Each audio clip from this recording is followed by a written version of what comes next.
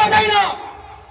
আমি যেমনই বুক পেতে আদিবাসী সমাজের ওই ধর্মস্থানের পতাকা যারা কেটে দিয়েছিল, ভেঙে দিয়েছিল, তার উপর দাঁড়িয়ে পতাকা লাগাতে সহযোগিতা করেছে, আমি দাঁড়িয়ে আমার বুক পেতে কবরস্থানের পবিত্রতা। কারো বাবার কবরের উপরে মাইক বাঁধা যাবে না। আপনাকে আমাকে রাস্তায় থাকতে হবে, বাধ্য হয়ে নিরপেক্ষতার সাথে কাজ করবে। আমরা যদি ঘরে ঢুকে পারি, একদম নিরপেক্ষ থাকবে, সব দালাল হয়ে যাবে। আমরা আমার বাবার জায়গায়, আমার বাবা যেখানে শুয়ে আছে, আমার বাবার উপরে বুকের উপরে বসে মেলা আমি করতে দেবো না।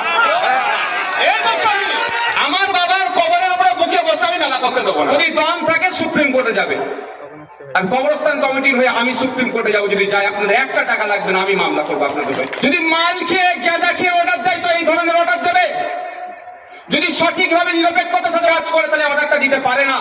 কোন প্রশাসন যদি এদেরকে আবার ডিস্টার্ব করে, তখন আমরা কোর্টমুখী হব না, আমরা প্রশাসনমুখী হবে, তাদের কাছ থেকে বুঝে নেবো। পদার্থকে দায়িত্ব নিয়ে বসে থেকে প্রশাসনের কর্তা, যদি না পারে ছেড়ে দেন। আমার পায়ের একটা ছেলে আপনার থেকে ভালো দায়িত্ব পালন করে দেবে। আপনার দায়িত্ব এখানকার অঙ্কপাড়ার মুসলমানদের, অঙ্কপাড়ার আশেপাশে হিন্দু দলিত মানুষের, ওই হরিপালের প্রত্যেকটা মানুষের অধিকারকে সুনিশ্চিত করা। আপনাদের বলে যাচ্ছি, আপনারা দাঁড়িয়ে থাকুন, আর আপনাদের ছোট ভাই আপনাদের সাথে থাকবে। এখানকে সারা জীবনের মতো মেলা আমি বন্ধ করে দেবো। আমার রাজনৈতিক দলের নামে স্লোগান দেওয়ার জন্য আমি ওনার হয়ে ক্ষমা চেয়ে নিচ্ছি। এখানে আমার পার্টির ভোট বাড়াতে আমি আসিনি। আমি এখানে এসেছি এখানকার মানুষের সমস্যাটার সমাধানের জন্য। কারণ এখানে অনেক মানুষও আছে যারা ভিন্ন ভিন্ন রাজনৈতিক মত রাখতেই পারে, এটা স্বাভাবিক ব্যাপার। আমার এক পার্টির স্লোগান দেবে, আমি ভালো লাগবে না, আমার পছন্দ করি না। কারণ আমি এখানে এসেছি, এখানে অন্যায় হচ্ছে, এখানকার কবরস্থানের পবিত্রতা নষ্ট হয়েছে, সেটাকে বন্ধ কিভাবে করা যায় তার আলোচনা করতে এসেছি। আমি আসার পথে অনেক মানুষ আমাকে গাড়ি দান করিয়ে, দাদা কেমন আছেন না আছেন কথা বললো, আসলাম। অনেকে অনেক ভালো কথা বললেন। একটা কথা আমি শুনলাম, যেটা আমি মনে হলো নেগেটিভ, তার বোঝার অসুবিধা হয়েছে, সেটাকে খণ্ডন করে আমি আমার মূল বক্তব্যে আসবো। এই মাইকের আওয়াজ তার কানেও যাচ্ছে। উনি বললেন, ভালো কি করে থাকবো, মেলা তো বন্ধ করতে আসছেন। এখানে এতজন বসে আছি, প্রত্যেকের ধর্মীয় রিলিজিয়াস প্র্যাকটিসের পূর্ণ স্বাধীনতা সংবিধানের 25 নম্বর আর্টিকেলে উল্লেখ করা আছে। আপনি আপনার ধর্মীয় স্বাধীনতা পালন করতে পারবেন, কেউ কাউকে বাধা দিতে পারবে না। Freedom of movement, right of movement, আপনি কোথায় যাবেন না যাবেন, কি খাবেন, হ্যান করবেন, দান করবেন, তার সমস্ত স্বাধীনতা দিয়ে আছে। আপনি কৃষি মেলা করবেন, বাণিজ্যিক মেলা করবেন, মানে 4টে মেয়েকে নিয়ে এসে অর্ধলঙ্গ করে নাচাবেন, সেটা আপনি সবাই মিলে আটকাতে পারবো না। দেশের আইনের গাইডলাইনের মধ্যে থাকলে আপনি আটকাতে পারবো না। তো এখানে উনি কি বললেন যে দাদা মেলাটা বন্ধ করতে আসছেন, আর ভালো কি করে থাকি। মেলা বন্ধ করার পক্ষে কি আমরা? আমার বাবার জায়গায়, আমার বাবা যেখানে শুয়ে আছে, আমার বাবার উপরে বুকের উপরে বসে মেলা আমি করতে দেবো না। এর পক্ষে আমি আমার বাবার কবরের উপরে বুকে বসে আমি মেলা করতে দেবো না। দুনিয়ায় অনেক জায়গা আছে, অনেক ভালো জায়গা আছে, ও সেখানে আপনি করুন, সেখানে বিরোধী নয় আমরা। যার ভালো লাগবে, যার মনে হবে মেলা প্রাঙ্গণে গেবে, মেলায় ঘুরবে, মেলায় আনন্দ করবে, সে করতে পারে, কার অসুবিধা। কিন্তু এখানে আসার কারণ হচ্ছে আমার জায়গা 194 দাগ অঙ্কপাড়া মৌজা কবরস্থান, যেখানে আমার দাদু পরদাদু আমার 14 গোষ্ঠী শুয়ে আছে, তার উপরে মদ খেয়ে আসবে, মাতলামি করবে, অপবিত্র হয়ে আসবে, কবরের উপরে বাঁশ ফুটে, মানে বুকের উপরে বাঁশ ফুটবে, এটা তো মেনে নেওয়া যাবে না ভাই। এটা আমার কথা নয়, কলকাতা হাইকোর্টের সিঙ্গেল বেঞ্চ ডিভিশন বেঞ্চের কথা বলছি। কারো বাবার কবরের উপরে মাইক বাঁধা যাবে না, এটা আমি বলছি না, শুধু হাই ডিভিশন বেঞ্চ আপনাদের বলছে। আমি এখানে এসেছি মেলাটা বন্ধ করার জন্য নয়। আমার জায়গায় মেলা হচ্ছে, জায়গা শুধু নয়, যদি আমার উঠোনে হতো কনসিডারের জায়গা ছিল, যেখানে মাস্টার সাহেব বললেন যেখানে কবরস্থানের উপরে নামাজ পড়ার ক্ষেত্রে রেস্ট্রিকশন আছে, বাধা নিষেধ আছে, সেখানে আপনি মেলা করছেন। ওই মেলাতে কি সবাই সুস্থ শরীরে যাবে? আমরা জানি না। পাড়ায় এখন মদের চাষ হচ্ছে, মাতাল কবরস্থানে ঢুকবে। যে বলছে তাদের উদ্দেশ্যে বলছি, নওশাদ সিদ্দিকী হয়তো অনেকে ভাববে যে কবরস্থান মুসলমানদের ইস্যু, নওশাদ সিদ্দিকী ছুটে এসেছে। আমি আপনাদের বলে রাখি, চোপড়া দিনাজপুরে ওখানে আদিবাসীদের উপর অত্যাচার হয়েছিল, 40টা বাড়িতে আগুন লাগিয়ে দিয়েছিল। বাচ্চাদের জামা কাপড়, মহিলারা এক কাপড়ে 3 দিন ছিল না খেয়ে, কোলের বাচ্চা, বাচ্চা মা না খেলে বাচ্চাকে দুধ দেবে কোথায়? কোন দাদা পৌঁছায়নি, সেখানে নওশাদ সিদ্দিকী পৌঁছে গেছিল, তাদের খাবার অ্যারেঞ্জ করেছিলাম। সেখানে গিয়ে দেখেছি আদিবাসী সমাজের জাহের স্থান ছিল, ওই জাহের স্থানেতে দুষ্কৃতীরা বোমাবাজি করে তাদের ধর্মীয় যে ঝান্ডা আছে সেটাকে ভেঙে ফেলে দিয়েছিল। নওশাদ সিদ্দিকী তাদের পাশে দাঁড়িয়ে জাহের স্থানের ঝান্ডাকে আবার খুঁজে এসেছি। তাই এখানে ওখানে যেমন গিয়েছিলাম আদিবাসীদের ধর্মচারণে আঘাত হচ্ছিল, তাদের পাশে দাঁড়িয়েছি। এখানে মুসলমানদের ধর্মচারণে বিশ্বাস আঘাত হচ্ছে, এদের পাশে আমি দাঁড়াবো। তাতে আমাকে সাম্প্রদায়িক বলতে পারে, যা ইচ্ছা বলতে পারে, যে কেউ বলতে পারে, আমার দেখার দরকার নাই। আমি ছুটে চলে গিয়েছিলাম কোথায়? বিষ্ণুপুরে। সেখানে আমার দলিত ভাইয়ের উপরে তাকে খুন করে তাই বিচার হচ্ছিল না, খুনিদেরকে অ্যারেস্ট করছিল না। আমার দলিত মায়ের কাছে আমি পৌঁছেছিলাম এবং তাকে কথা দিয়েছিলাম, আপনার ছেলের খুনের কথা যদি না অ্যারেস্ট হয় আমি বিধানসভায় চিৎকার করবো আপনার ছেলের হয়ে। হিন্দু হতে পারে কিন্তু আমার মায়ের ছেলেকে খুন করেছে, সেই আমার হিন্দু ভাইটার হয়ে, তার মায়ের কথা ভেবে আমি বিধানসভায় চিৎকার করেছিলাম, তার খুনিদেরকে অ্যারেস্ট করাতে বাধ্য করিয়েছিলাম। সেটা হচ্ছে নওশাদ সিদ্দিকী।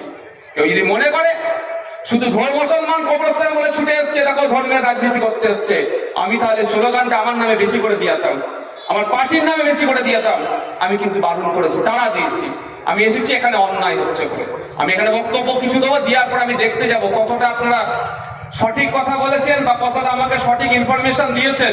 আমি সারি জমিনে দেখবো যে সত্যি কবরস্থানের মধ্যে কতটা হচ্ছে না হচ্ছে, কারণ আপনারা যতটুকু বলেছেন আমি শুনেছি ভাই, এর বাইরে নয়। আপনি অনেকে মাইকের আওয়াজ যাচ্ছে, অনেক একটু জানা দরকার। বিস্তারিত বলেছেন আমার ওই ভাই, যিনি পরিচালনার দায়িত্ব ছিলেন কেসের মামলাতে। ব্যাপারটা হচ্ছে এটা আজকের নয়, এই প্ল্যানটা দীর্ঘদিনের প্ল্যান। আপনারা দেখবেন আপনাদের ভাগ্যক্রমে এত বড় জায়গাটা এখনো 1 নম্বর খতিয়ানে যায়নি।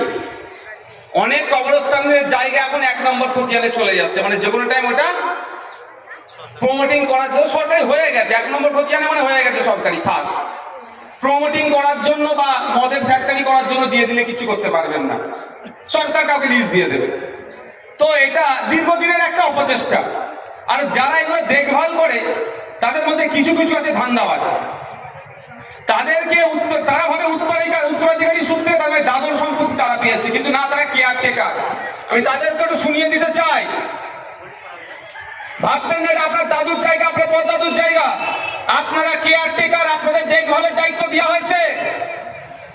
এটা মাথায় কান খুলে শুনে রাখুন। আপনারা যারা ভাবছেন যে আপনাদেরকে এখানে দায়িত্ব, কেয়ারটেকারের দায়িত্ব মানে আপনি জমির মালিক হয়ে গেছেন, কবরস্থানের মালিক হয়ে গেছেন, এটা ভুল হচ্ছে।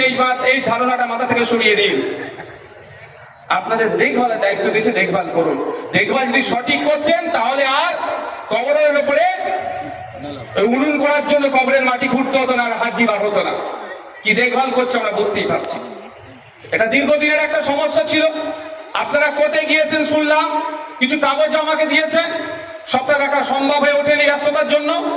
আপনারা সিঙ্গেল বেঞ্চে আপনাদের পক্ষে রায় এসেছে, অর্থাৎ ওখানে এই কর্মস্থানের পবিত্রতা নষ্ট হবে, এখানে অপবিত্র হতে পারে কর্মস্থান, মুসলিম ধর্মীয় ভাবাবেগে আঘাত লাগতে পারে।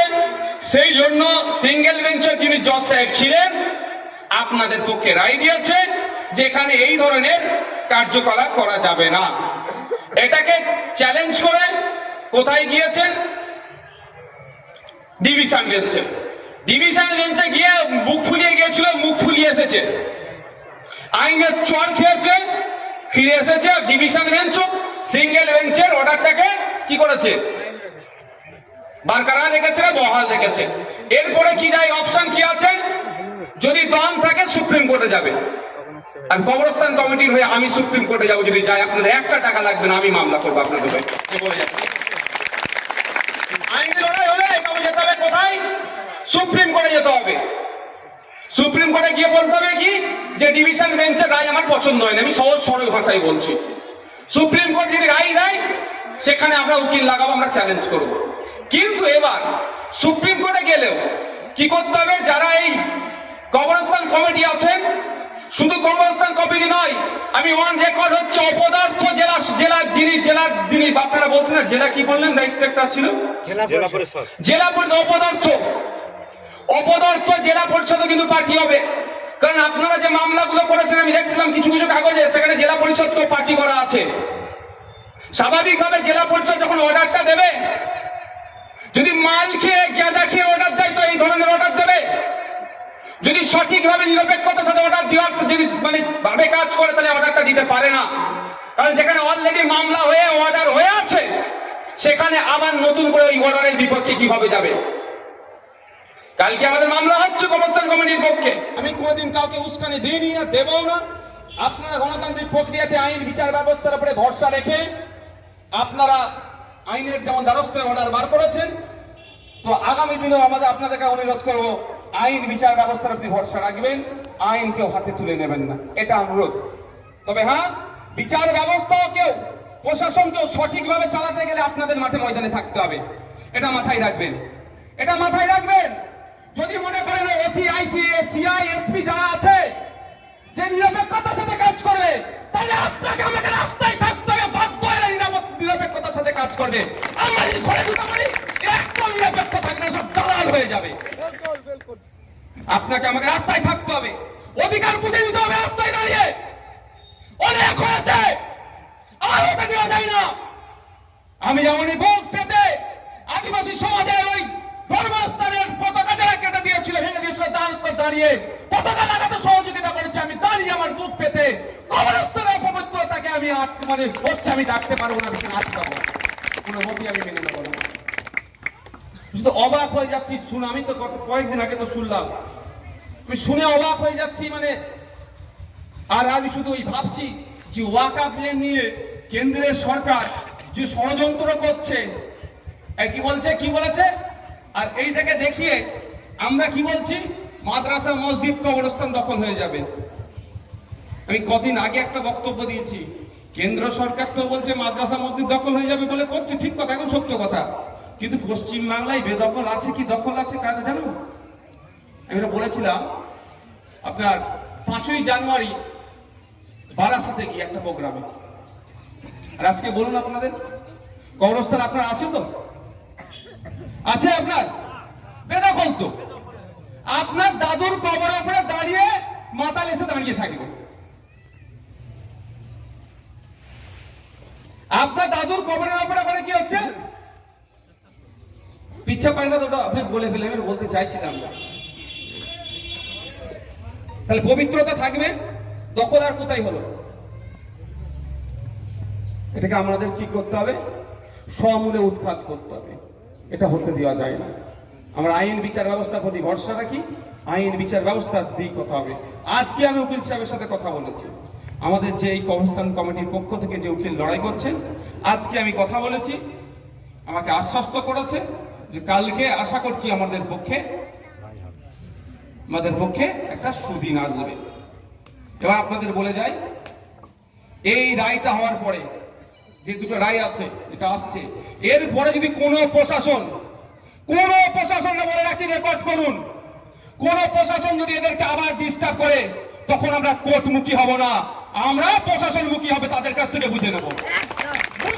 তখন যেখানে ডিভিশন বেঞ্চের অর্ডার আছে, অপদার্থকে দায়িত্ব নিয়ে বসে থেকে প্রশাসনের কর্তা, যদি না পারে ছেড়ে দেন, আমার পরের একটা ছেলে আপনার থেকে ভালো দায়িত্ব পালন করে দেবে। আপনার হোশ নাই? যখন একটা জায়গায় মেলার পারমিশন দিচ্ছেন, সে জেলা সভাপতি থেকে শুরু করে যেই আছেন না কেন, যেই মন্ত্রী সন্ত্রী আছে, যে যে জায়গায় থাকবে তাকে সেই জায়গায় সম্মান দিই, কিন্তু যেখানে যারা ধর্মচারণে যাদের আঘাত আসবে, যদি আপনি চুপ করে থাকেন, জানবো আপনি করাচ্ছেন। আপনি আমার জনপ্রতিনিধি, আপনার দায়িত্ব এখানকার অঙ্কপাড়ার মুসলমানদের, অঙ্কপাড়ার আশেপাশে হিন্দু দলিত মানুষের, ওই হরিপালের প্রত্যেকটা মানুষের অধিকারকে সুনিশ্চিত করা। এটা আপনার কাছ থেকে আমরা আশা করব। আপনাকে যে ভোট দেয়নি, আপনার যে বিরোধিতা করেছে, আপনার যে সমালোচনা করেছে, তাকেও পরিষেবা দিতে হবে, এটা সাংবিধানিক অধিকার, পরিষেবা নেওয়ার। আপনি চুপ করে আছেন কি, বকলমে খেলাচ্ছেন নাকি? তবে একটা কথা আমি বলতে চাই, যদি মনে করেন কেউ ক্ষমতার অপব্যবহার করবেন, এই মানুষ কিন্তু ক্ষমতায় মানুষকে পাঠায়, এটা মাথায় রাখবেন। এই চটে বসা মানুষেরাই কিন্তু ক্ষমতায় পাঠায়, চটে বসা মানুষ কিন্তু তখন ভাববে। আমি সেইখানে যাব না। আমি যেহেতু আপাতমস্তক এখন রাজনৈতিক মানুষ হয়ে গেছি বলে আমার বক্তব্য ওইদিকে চলে যাচ্ছে। আমি চেষ্টা করছি যতটা আমার বক্তব্যটাকে রাজনীতির বাইরে রাখা যায়, কারণ আমি এখানে রাজনীতি করতে আসিনি আর আসবেও না এই বিষয়কে নিয়ে। এই নোংরা রাজনীতি আমি করি না আর করবো না। কিন্তু ভাই কার উপরে অত্যাচার হচ্ছে, আমাকে ডাকলে আমি ঘরে বসে থাকতে পারবো না। আমি ঘরে বসে থাকতে পারবো না। সে যে কেউ আমাকে ডাকতে পারে, যে কোনো জাতের বর্ণের মানুষ ডাকতে পারে, সেখানে চলে যাব। আমরা তো বারবার বলি আমার আদিবাসী সমাজের ধর্মীয় কোড নিয়ে তারা আন্দোলন করছে, সারি ধর্ম সান্না ধর্ম তাদের নিজস্ব কোড নিয়ে তারা করছে। আমরা বারবার বলেছি যে আদিবাসী সমাজের যে ধর্মীয় কোডের দাবিকে আমরা সমর্থন করি। তাদের ধর্মীয় ডিমান্ড হলেও বৈধ ডিমান্ড। তো এখানে আমাদের উপস্থিত হয় এটাই কারণ, যেখানে কবরস্থানের যে পবিত্রতা নষ্ট করা হচ্ছে এটাকে অবিলম্বে বন্ধ করা হবে। এটা কোনোভাবেই আমরা বলুন চাই না। যার মালা মেলা করার ইচ্ছা, সেই বাণিজ্যিক মেলা হোক আর কৃষি মেলা হোক, যার যেটা ইচ্ছা সে কবরস্থান ছেড়ে করুক, যার যেখানে ইচ্ছা পিঠে করুক, পিঠে।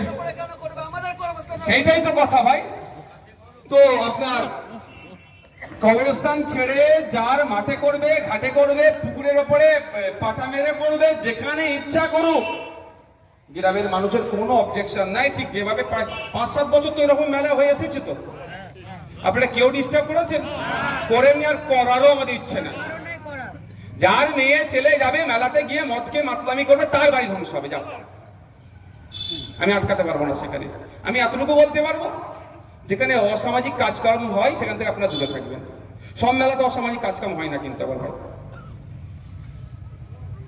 কিন্তু আমার এখান থেকে কি মেশিন লাগানো হয় নাকি? প্রশাসন, হরিপাল থানা, সিআই সাহেব, এসপি সাহেব, ADG law and order sir কি এখানে মেশিন লাগিয়ে রাখে যে মুখে মদের টেস্টিং করার জন্য একটা লাগায় না, যে মদ খেয়েছি কি খাই না, যে মেলায় ঢুকছে একবার করে মুখে দাও, কবরস্থানে তুমি ঢুকছো? হ্যাঁ, লাগাবে নাকি ওসি স্যার এখানকার? আমি কি ভুল বলছি নাকি? কারো খারাপ লাগছে? কারো খারাপ লাগছে নাকি? আমার কথাগুলো একটু কারো জয়েন্টে জয়েন্টে ব্যথা লাগতে পারে, আমার কিছু করার নেই। আমি আমার কথা কারো জয়েন্টে ব্যথা লাগতে পারে, আমি পরোয়া করি না। আমি পরোয়া করি না। কাল থেকে আমার কাছে খবর আসছে পুলিশ ছাড়ার পরে আমাকে নাকি আটকাবে, সে থেকে আটকাবে। আমি বলেছি আমার কাছে আমার কাগজ আছে, যার দরকার সে আটকাবে, আর আমার কি করার আমি করে দেবো। আমি বলে দিয়েছি যে যা করার আমি খুঁজে নেবো। আমাকে অনেকে ফোন করেছে, শিয়াকার আশপাশের লোকজন, ভাইজান যাবো, হ্যান্ড করবো ধ্যান করবো। আমি যেতে হবে না ভাই, আমাকে কমিটি ডেকেছে, আমি কমিটির সাথে দেখাতে, আমি লোক ভিড় করানোর জন্য যাইনি। কমিটির সাথে কথা বলবো, কমিটি ডেকেছে আমাকে, তাদের সাথে এই অন্যায় হচ্ছে, আমি একা যাবো। হ্যাঁ, দরকার লাগে তাকে উত্তর দিয়েছি, দরকার লাগলে 21শে জানুয়ারি যাও, আমি খুশি হবো। আমার সাথে আজকে আসতে হবে না। আমি লোক ভিড় করে আমি মারপিট করতে আসিনি এখানে, আর মারপিট করতে আমি কোনো জায়গায় যাবো না। আমি একাই যথেষ্ট মনে করি আমার জন্য, যে আমি ন্যায় পথে আছি, হক পথে আছি। তাই বন্ধু, তাই কি এখানে ব্যবস্থা করবে তো? ওই আপনার কি বলে মদ খেয়ে ঢুকেছে কি গাঁজা খেয়ে ঢুকেছে, টেস্ট করে ঢুকাবে নাকি? তাহলে মদ খেয়ে ঢুকতে পারে তো, অস্বীকার করতে পারবেন? এখন যে যদি আমি দোকানদারদেরকে, কিছু দোকানদারদের মুখে যদি ওই মেশিনটা লেগে চেক করে আমি দায়িত্ব নিয়ে বলছি, আমার সাথে কেউ চ্যালেঞ্জ করুক, মাতাল দোকানদার বলে বসে আছে। তাহলে আমার দাদুর কবরের উপরে, আপনার দাদুর কবরের উপরে, আপনার মায়ের, আপনার বাপের কবরের উপরে মাতাল মদ খেয়ে পা তুলে কবরের উপরে বসে আছে, মেনে নিয়ে যাবে না? কোনোভাবে এটা মেনে নেব না, এটা কোনোভাবে মেনে নেব না। আর এটাকে কিন্তু কেন্দ্র করে যেভাবে আমাকে কোশ্চেনটা মানে কমেন্টটা পাস করলো, একটা সিম্প্যাথি নেওয়ার চেষ্টা হচ্ছে। হয়তো ওদের কাছে সিম্প্যাথি নিচ্ছে, ওই ভাইয়ের কাছে। ওই ভাই তো জানে না। আমি আবারও রিপিট করছি, আমি আমার উঠোনে মেলা করলে যতটা না আমার কষ্ট হতো, যতটা না আমি আটকাতাম, আমার ধর্মস্থানে পবিত্রতা নষ্ট হচ্ছে, সেই জন্য আমি বেশি সোচ্চার হব। কনসিডার করার জায়গা থাকে। চলো, কৃষি মেলা হচ্ছে কৃষকদের উৎসাহিত করার জন্য, কৃষক উৎসব হচ্ছে গ্রামের বাচ্চা কাচ্চাদের একটু মনোরঞ্জন দেওয়ার জন্য, বিজ্ঞান মেলা হচ্ছে, তাও কনসিডারের জায়গা আছে। তাও আমার দরকার হলে আমার খামারে করো। আমার মা বাপ যেখানে যে আমাকে ছোট থেকে বড় করলো, তার কবরের উপরে তুমি করবে? হবে না। তবে আপনাদেরকে একটা খুশির খবর শুনিয়ে দিয়ে যাই। খুশির খবর আপনারা আমাকে শুনিয়েছেন, জাস্ট আপনাদের রিমাইন্ড করি। একটা সময় কি ছিল বলুন তো?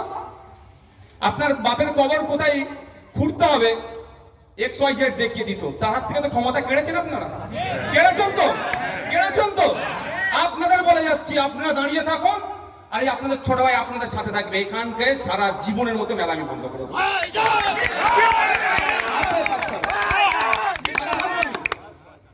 থাকবো, আমি আপনাদের কথা দিচ্ছি। এর বাইরে যে কোনো জায়গায় করুক, আমি সেখানে প্রতিবাদ করতে আসবো না। নালে বলবে ভাইজান মেলা বন্ধ করতে এসছে। আমি মেলা বন্ধ করতে আসিনি। আমি এসেছি কবরস্থানের পবিত্রতা মুসলিম ধর্মীয় ভাবাবেগে আঘাত দিচ্ছে সেটাকে বন্ধ করার জন্য। ঠিক যেভাবে লড়াই করে করে করে করে আপনারা ওই কোথায় কে কবর দেবে ঠিক করে দেবে সেই ক্ষমতা কেড়ে নিয়েছেন। আজকে যে পেনের ক্ষমতা যার হাতে আছে, যার প্রশাসনিক ক্ষমতা আছে হাতে, সে প্রশাসনিক ক্ষমতা লাগিয়ে আপনাকে হয়তো দু চার দিনের জন্য স্বাভাবিকভাবে খারাপ লাগছে, আমরা অর্ডার পেয়ে গেছি করছে। দীর্ঘমেয়াদীর জন্য আমি আপনাদের বলে যাই, আপনাদের ছোট ভাই আপনাদের সাথে থাকবে। আর যারা আপনাদের আছে সত্যি কুর্নিশ জানাই, লড়াকু দায়িত্বশীলেরা আছে, অন্যদের মতো নয় কিন্তু কমিটিতে ঢুকে পড়েছে। যথেষ্ট এরা দায়িত্বশীল, যথেষ্ট কাগজ বোঝে, তাদেরকে নিয়ে আমি কথা দিলাম আপনাকে, এদেরকে এখানে প্রয়োজনে সুপ্রিম কোর্টে ছুটতে হয়, আমি সুপ্রিম কোর্টে যাব। নওশাদ সিদ্দিকী এই কবরস্থান কমিটির হয়ে টাকা খরচ করে মামলা করে সারা জীবনের মতো এখানে আমি মেলা বন্ধ করবো। তবে আমার অনুরোধ একটাই থাকবে, একটা আমার অনুরোধ, আইন কেউ হাতে তুলে নেবেন না, এটা নেবেন না। অনেক উত্তেজিত করার চেষ্টা করবে, অনেক কম দেওয়ার চেষ্টা করবে, হ্যান করার চেষ্টা করবে, একদম আইন হাতে তুলে নেবেন না। ক্ষতি দিনের শেষে এই চটে বসা মানুষেরই হয়ে যাবে। আমরা ওটা চাই না যে মানুষ, এটা তো ফেতনা একটা, এটা ফ্যাসাদ একটা ফেতনা, এটা একটা ফেতনা আপনার মধ্যে ঢুকিয়ে দেওয়া হচ্ছে। হাদিস শরীফের মধ্যে এসেছে কিতাবুল ফিতানে, ইসকাতুল মাসাবি, যে আপনার শেষ সময়ের দিকে ফেতনা ওই বৃষ্টি হলে বাড়ির গলিতে গলিতে গলিতে চলে, এইরকম ভাবে ফেতনা ঘুরবে। অনেক হাদিসে এসেছে যে আপনি ফেতনার দিকে তাকাবেন, আপনাকে ফেতনায় ঢুকিয়ে দেবে। এটা তো ফেতনা হচ্ছে, এটাকে নিয়ে মারামারি হানাহানি কাটাকাটি হবে, কিছু মানুষ জেল জরিমানা হিংসা হবে, এই চেষ্টা হচ্ছে। নাহলে আমি অবাক হয়ে যাচ্ছি, সত্যি আমি অবাক হয়ে যাচ্ছি, যেখানকার যারা প্রশাসনিক প্রধান তারা কিভাবে কবরস্থানের উপরে একটা মেলা করার জন্য পারমিশন দিল। আমি এতটুকু শুধু অবাক হয়ে যাচ্ছি। এটা হয় কি? হতে পারে কোনদিন? আপনি বলুন তারা স্বাভাবিকভাবে। আমি এটা সাম্প্রদায়িক কথা বলছি না। আজকে কোনো মন্দিরের জায়গার উপরে, কোনো দেয়ারখানার জায়গার উপরে আপনাকে যদি বলে আপনার ছেলের খাতনা হবে, একটা অনুষ্ঠান করবে, এটা মেনে নেওয়া যাবে কি? আমি মাল বিরোধিতা করবো ওখানে, কারণ ওটা ওই ধর্মের সাথে রিলেটেডই না। ওখানে যদি বলে একটা সেমিনার খতম হবে, এটা কি মেনে নিয়ে যাবে? আমি বলবো এটা অন্যায় হবে। সেখানে হিন্দু ধর্মের পবিত্রতাতে তাদের ধর্মীয় ভাবাবেগে আঘাত লাগবে, হবে কি? কোন গির্জাতে যে যদি বলে আমি কালী পুজো করবো, আমি কোরআন শরীফ পড়বো, ওখানে এটাকে মেনে নিয়ে যাবে?